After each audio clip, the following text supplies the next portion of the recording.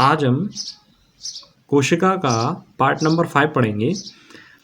बाकी पार्ट जितने भी 4 पार्ट हमने पढ़ाए हैं वो आप अच्छे से देखें, जिससे कि आपको कोशिका के बारे में सभी अच्छे कॉन्सेप्टों के बारे में जानकारी हो। और ये कोशिका वाले चैप्टर का ये पार्ट नंबर 5 भी बहुत ज़्यादा इंपॉर्टेंट है, जिसमें परीक्षा में पेपर में जो है क्वेश्चन आते हैं।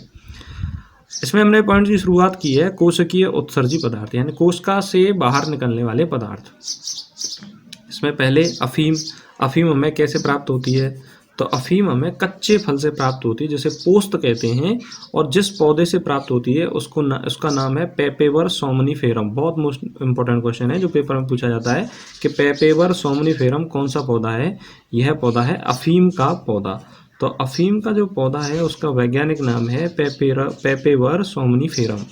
सबसे ज़्यादा बहुत ज़्यादा पेपर में क्वेश्चन पूछा जाता है कोनेन के बारे में।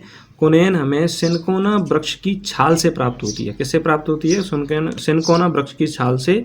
और यह मलेरिया रोग की सबसे प्रसिद्ध दवा है।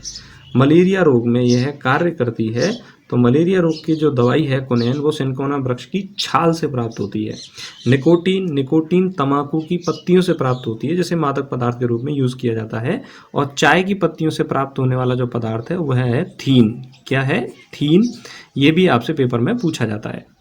अब कोशिका की संरचना के बारे में हमने पढ़ा है। तो दो कोशिकाओं को जोड़े रखने वाली संरचना को बोला जाता है प्लाज्मेटा। और इसी प्लाज्मेटा के प्लाज्मोडेस्मेटा, क्या बोला जाता है? प्लाज्मोडेस्मेटा। इसी प्लाज्मोडेस्मेटा के द्वारा दो कोशिकाओं के बीच जीव द्रव्य का आदान प्रदान होता है। तो पेपर में ये क्वेश्चन बहुत ज़्यादा पूछा जाता है कि दो कोशिकाओं के बीच जीव द्रव्य का आदान प्रदान किस संरचना के द्वारा होता है? और वह होता है प्लाज्मोडेस्मेटा के द्वारा।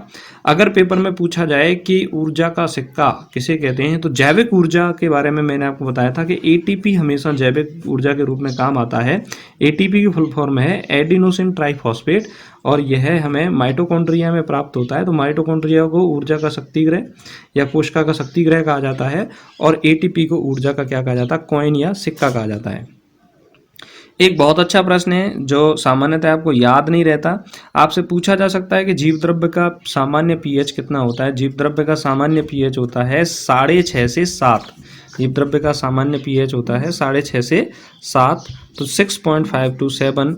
7 जो पीएच होता है वह उदासीन पीएच होता है।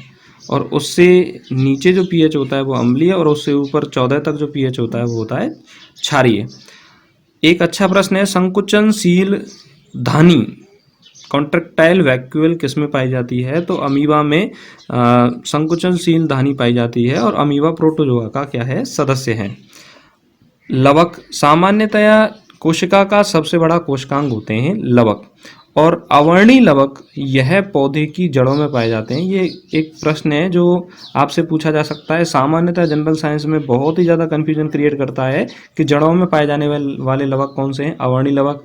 और जहाँ जहाँ पर पौधों में रंगक या रंगयुक्त भाग होते हैं उनमें पाया जाता है क्रोमोप्लास्ट, वर्णीय लवक पाया जाता है। और हरे रंगों में पाया जाता है हरित लवक, क्लोरोप्लास्ट।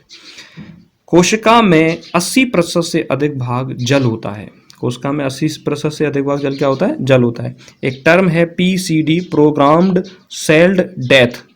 प्रोग्राम्ड सेल्ड डेथ यानी कि पहले से ही कोशिकीय मृत्यु का जो क्रियाकलाप है वो किस पर निर्भर करता है? तो सेल एंड मॉलिक्यूलर कंट्रोल, यानी कोशिकीय प्रक्रियाओं को यदि कंट्रोल कर दिया जाए, बंद कर दिया जाए, तो उस प्रक्रिया को हम एजिंग कहते हैं। और एजिंग मतलब होता है समय के साथ वृद्ध होना। तो वृद्धावस्था में जाकर कोशिका क्या होती है? डेड हो जाती है। उसको पीसीडी कहते हैं। और इस टर्म को कहा जाता है एजिंग। हमने पादप कोशिकाओं के बारे में पढ़ा था। और पादप कोशिकाओं का सबसे भारी भाग होता है सेल वॉल, कोशिका भित्ति। बहुत ज़्यादा कन्फ्यूजन रहते हैं स्टूडेंट इसमें कि कोशिका भित्ति कैसी होती है? अर्ध पारगम्य, चयनात्मक पारगम्य? नहीं, कोशिका भित्ति तो होती है पारगम्य। जबकि सेल मेम्ब्रेन ये है कोशिका भित्ति। सेल वॉल है कोशिका भित्ति। और जबकि सेल मेम्ब्रेन है कोशिका झिल्ली। सेल मेम्ब्रेन क्या है? कोशिका झिल्ली है। तो कोशिका झिल्ली होती है चयनात्मक पारगम्य, चयनित पदार्थों को अंदर आने देती है। एसिटाबुलेरिया ऐसा पादप है जो एक कोशिका का बना होता है। तो सबसे बड़ा एक कोशिकीय पादप कौन सा है? एसिटाबुलेरिया। जो आपसे क्वेश्चन पेपर में आपसे प्रश्न पूछा जा सकता है। इस तरह से पांचों पार्टों में हमने कोशिका को बहुत अच्छे से पढ़ा है। पांचों पार्टों का आप एक एक दो बार देखें, जिससे कि आपको कोशिका से संबंधित आसानी से सभी कॉन्सेप्ट समझ में आ जाएं। और गूगल पर जाकर सक्सेसबुक.in से हमारा ऐप डाउनलोड करें, जिससे कि आपको अन्य अध्ययन सामग्री भी प्राप्त होगी और आपकी अच्छी तैयारी बढ़ेगी, आगे बढ़ेगी। Thank you.